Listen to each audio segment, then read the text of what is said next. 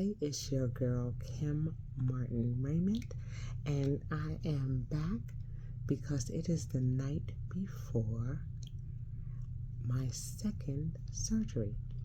Last year, I had an abdominoplasty and a panniculectomy, and I had 8 pounds of skin removed from my abdominal area as a result of a 64-pound weight loss that I had that started back in November of 2021.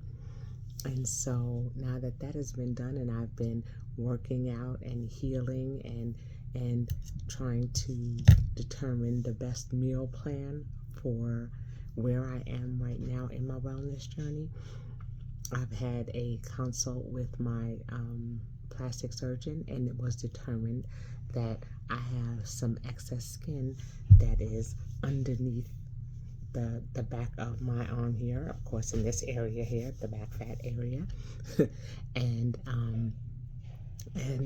it's also because I have very large breasts. I wear a size 40G, and it was determined that it would probably be best for me to have a breast reduction.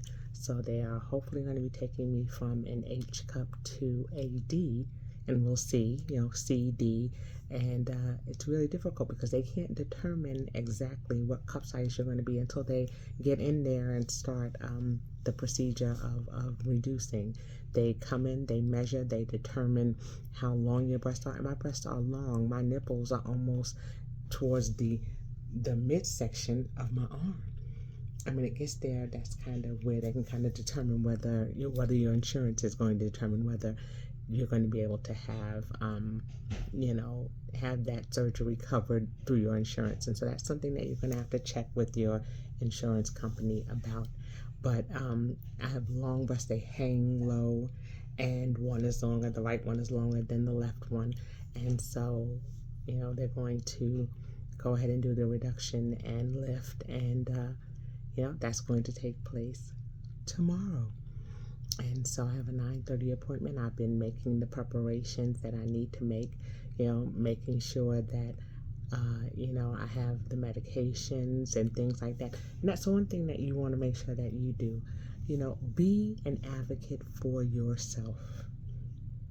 I'm going to say it again. Be an advocate for yourself when it comes to your health and when it comes to your wellness. Okay? Ask the questions. Okay? People who know me know that I say if I have to make a $40 copayment, I'm going to ask $40 worth of questions. Okay? Because I need to know what's going on. And this was a process. It was a process for me to go in and have the consultation. It was a process for me to contact my insurance to make sure that the paperwork for the request for my reduction was sent in. And it was sent in almost a month later, so it went in later than it was supposed to. And I had some time that was set aside from work, so I had set aside for the entire month of December to be off because I knew I would be healing from my surgery. So, I had to make sure that I contacted them and that the paperwork was sent in so that it can happen in the month of December so that I would have time to heal before I would have to go back to work. So I did that. And that was a process, going back and forth between the doctor's office and the insurance company to get those things lined up. Because if you sit and wait too long, then, your emergency and your care is not a priority for them, So sometimes you got to kind of call and say, hey, I'm just calling to find out what's going on. And once I got approved for my procedure, I was like, okay, where's my pre-op information, And I had to ask about that. And I was like, can I set up my post-op appointment already? Because you know how difficult it is to get appointments in the doctor's office. That could take months. So you want to make sure that, you're setting up those things. Ask the questions. Are there things I'm not supposed to do? And yes, eventually they will contact you. But when I got contacted with my information for what I needed for my pre-op, one of the things that they said stop taking your vitamins 5 to 7 days before your procedure. I didn't get the paperwork till a day and a half ago. And it was like 11:45, so I had already taken my vitamins. So here it was. I only had 3 days left of my procedure, and I had already taken my vitamins. So it's a matter of also making sure that they get the information to you in a timely manner. And sometimes you have to call them instead of them waiting for them to call you, you know?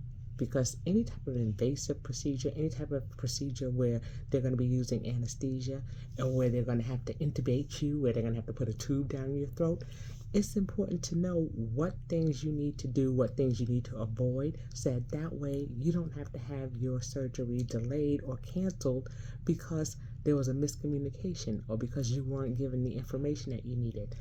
Ask the questions. Go on YouTube, Google it, and research some of the things so that you know what questions to ask. Because you're absolutely right. You can't ask questions if you don't know what to ask. So educate yourself. Go and look online to see what other people have experienced. And if you have questions or concerns, ask those questions before you go in. Make sure that you look at the paperwork before they start your procedure. Make sure you look at the markings so that you're clear that they're going to cut or they're going to make some type of augmentation or correction on the areas that they've marked on your body. Read your paperwork, okay? Ask them if they can go ahead and send in your prescription for pain meds ahead of time. When I had my surgery last year, what happened was my husband wound up driving around for 45 minutes to an hour because my pharmacy did not have the pain medication in stock. But here it was, I've been discharged from the hospital and didn't have any pain medication. So we were frantic to make sure that, before things wore off, that I had what I needed. And we were able to find it, but I didn't want to have to go through that this time. So, I asked if they could do that. I made sure that I had my post-op appointment. So that's already been set. I have my dresser cleared off so that I can place all of the things that I need, that I may have my pain medication, the pads and gauze that I may need. I have some bathing wipes, just so I can wipe myself down once I've been given permission to do so. Okay, I have all of the things that I need in preparation. I've made some meals and have some things already in containers so that way, I can just do a heat and eat. My husband didn't have to worry about trying to figure out what to prepare. So I've tried to do all of those things. I have, clean new pajamas and clean new sheets and things like that for my bed. I have the pillows and things that I need to help me to sit in the proper position. I actually have a treadmill, a little portable treadmill, so that I can walk on that to, get my body moving and to avoid blood clots. So all of these things, take into consideration. Prepare yourself so that way you don't have the anxiety of, oh, I forgot to get this and I didn't get that. Try to take your time and figure out the things that you need so that way you can rest comfortably the night before, so that way you are refreshed for your surgery. It's going to be, the surgery can be anywhere from 2.5 to 3 hours. Then you have to have your time to come out of this anesthesia. It's a 1-day, outpatient operation. And so you just want to make sure that you have things in place. Put gas in the car, all those little things that can put a little snag in there. You don't want any anxiety. You want to try to be as stress-free as possible. Okay, so take a couple of days to make sure that you have everything in order, and I've got everything in order. I'm looking forward to this next phase of my wellness journey and what it's going to mean. And I know that there are going to be some psychological things that are going to come along with that. Okay, I have an older sister who had a breast reduction some years ago. She had she was rear-ended by a school bus, and it shattered her rotator cuff, and she was an I cup. And your bra strap rests right on where your rotator cuff is, and so in order for her to be able to heal properly, they had to take her down to a double D. And when it was all said and done, they took 6 pounds of excess mammary tissue off of her breast from her reduction.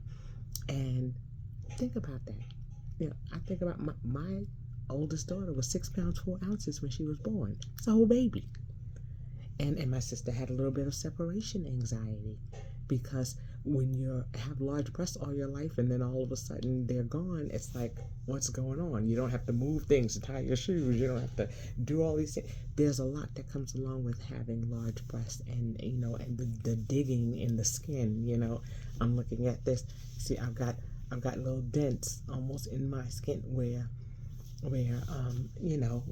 the bras have been digging into my skin for years. And so there's a lot that goes along with this, not just the physical changes, but the psychological aspect of it.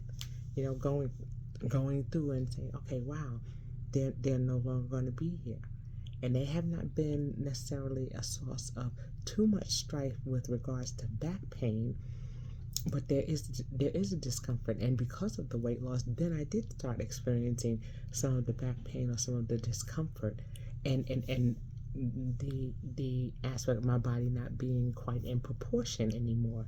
And so these things that I'm doing are not cosmetic, but they're more corrective. I have spinal stenosis, and so this is going to help with the pinched nerve that's in my back, because I'm not going to be carrying as much on the top.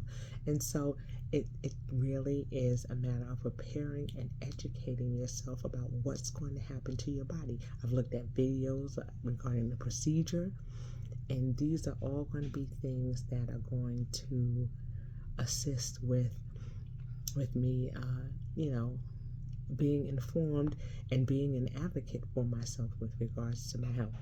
If I don't know, I can't ask. And so that's what you do. Make sure that you're asking the questions. Make sure that you're watching the videos. Make sure that you're, making the preparations that you need to make so that you can best advocate for you. So I'm going to wrap up this evening so that I can, look at any other last minute things I need to do. I know I need to move to a smaller wallet so I can have my ID in there, and my my medical card, just in case they need any additional information off of that, and any other little last minute things that I need. So I'm going to end it here, and I will connect with you guys in the morning before I head out for my surgery. So I'll see you soon. Peace.